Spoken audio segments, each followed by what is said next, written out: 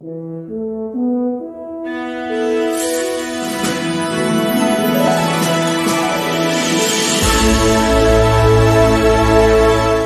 maaf Siap. di mute.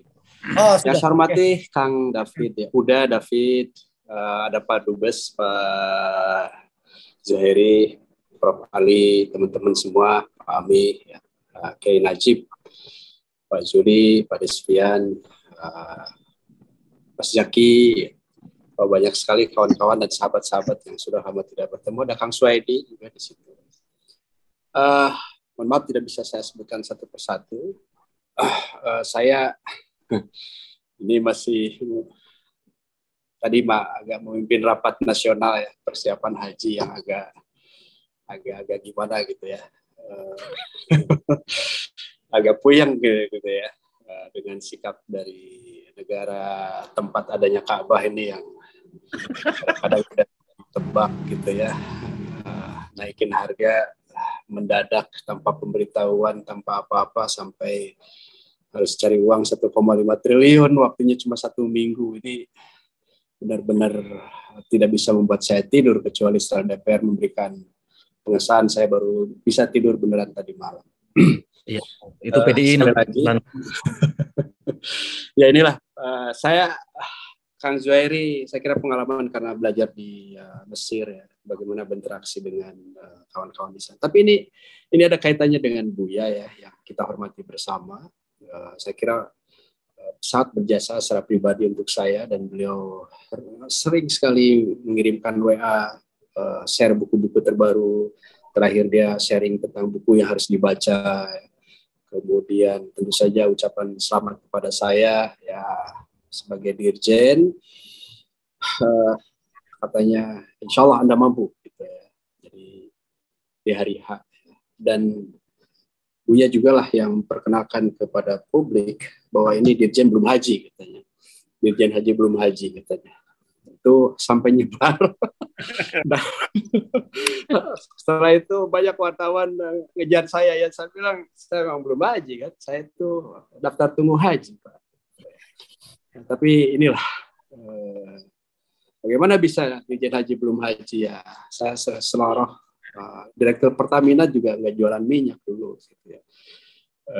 Ya kira-kira begitu. Tapi ini kaitannya dengan Buya, selain kebaikan beliau tentu saya juga mengikuti beberapa forum bersamanya, dan ada satu isu yang juga sempat kami kritik pada waktu itu. Ada satu diskusi dengan Jakarta, Pusat Kebudayaan Jakarta atau apa ya, Institut Kebudayaan Jakarta, yang tokoh-tokoh dari Pak Aib dan lain-lain, saya lupa namanya. Saya diminta untuk moderator dan kita berdiskusi, Buya presentasi, dan ketika berbicara perdamaian konflik, ada satu statement yang berkali-kali Buya sampaikan, bahkan di dalam tulisannya beliau mengenai tentang Arabs, konflik, kekerasan, dan lain-lain. Gitu ya. Nah, waktu itu saya melontarkan yang saya hormati Buya Syafiq, apakah kita tidak terlalu berlebihan, saya bilang. Kita menganalisis konflik, tapi kemudian kita mengangkat tentang etnosentrisme gitu ya, atau kita menganggap ada konflik-konflik di Timur Tengah itu karena kearaban gitu ya.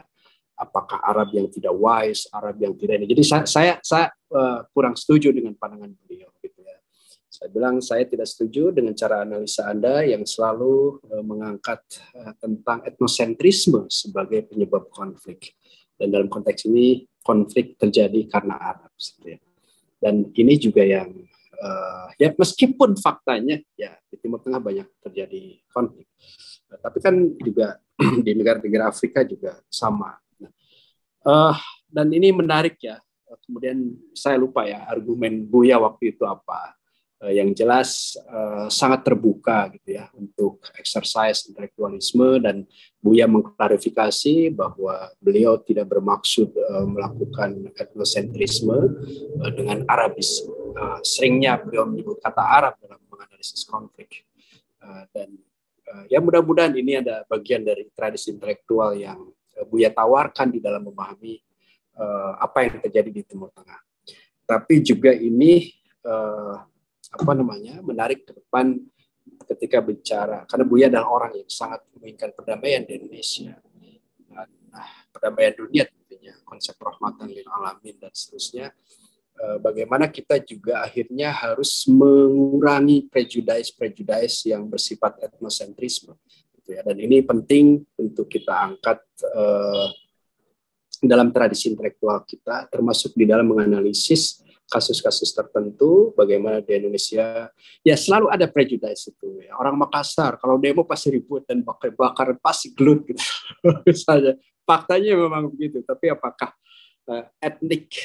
etnisisme atau etnosentrisme itu layak kita jadikan sebagai satu bahan analisa? Nah, ini juga satu hal yang menarik ketika mendengarkan apa yang disampaikan oleh Buya Syafi'i. Saya kira itulah kenangan saya. Saya kira saya mengenal Buya tentu saja pada saat ingin sekolah ke Amerika. Saya datang kepada beliau, dia tanya, karena ada pertanyaan, berapa lama Anda mengenal pelamar, kan gitu ya. Buya tanya, ente kenal saya berapa lama? Saya bilang sudah lama Buya. Gitu ya. Ya udah, saya tulis lama ya. Bagaimana Anda mulai kenal saya? Jadi sangat welcome.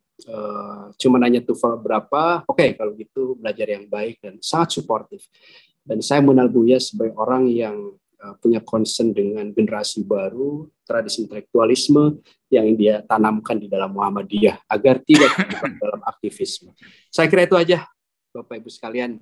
Senior-senior saya, Kang Fahri Ali, Bang Fahri, Mbak Ruhaini, saya kira itu. Hatur nuhun. David? Oke, tampaknya David karena tinggal di kampung. Jadi Tuhan menciptakan Buya Ahmad Syafi'i Ma'arif seperti sebuah karya seni indah, disukai dan dikagumi. Memandang Buya seperti membaca buku, berisi kisah kehidupan yang bersahaja, menjadi rujukan semua orang. Buya adalah bapak bagi semua, mengajarkan untuk menjadi bangsa yang bermartabat. Hari depan Indonesia, cerah atau buram, sangat tergantung kepada berhasil tidaknya kita membebaskan diri dari penyakit mental dan sosial yang menghancurkan dan membawa maut ini. Fungsikan kembali agama dan Pancasila untuk memperbaiki moral bangsa. Dorong terus aparat hukum agar tak jera dan putus harapan. Membabat korupsi sampai ke akar-akarnya, walau harus berhadapan dengan kawan. Ketuhanan, keindonesiaan, dan keimanan selalu muncul dalam setiap hembusan napas Buya. Bahwa hidup kita bersama sebagai bangsa dengan berbagai latar belakang suku, agama, dan budaya dalam tenda bangsa yang menaungi semua. Dialog dan saling menghormati harus dijaga agar kita bisa memberikan yang terbaik bagi kehidupan bangsa. Medan jihad kita terbentang luas di depan mata. Mengatasi kemiskinan, kebodohan dan kemungkaran yang membuat kita kalah, terzalimi dan tertindas. Quran mengajarkan kita untuk optimis bahwa kemenangan sejati akan mampu kita raih, yaitu dengan menebar rahmat bagi semua. Sosok Buya menciptakan rasa nyaman, teduh, dan merasa dilindungi bagi mereka yang terpinggirkan. Kalau kemiskinan bangsa ini sudah diusir sampai ke ujung sana, tidak ada masalah. Ini kemiskin itu mesti bersetia bersama kita ini, itu masalahnya. Itu tidak banyak perubahan.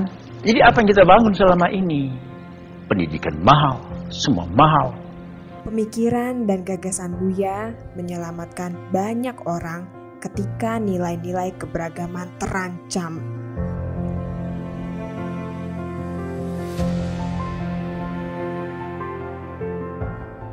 Setiap zaman ada orangnya. Setiap orang ada zamannya. Ahmad Syafi'i Ma'arif, si anak kampung itu telah pergi.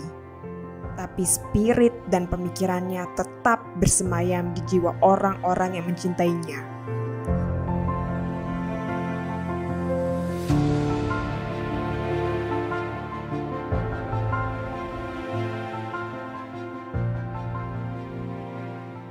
Pesan Buya, rawat dan jaga NKRI dari sentimen etnosentrisme dan politisasi agama.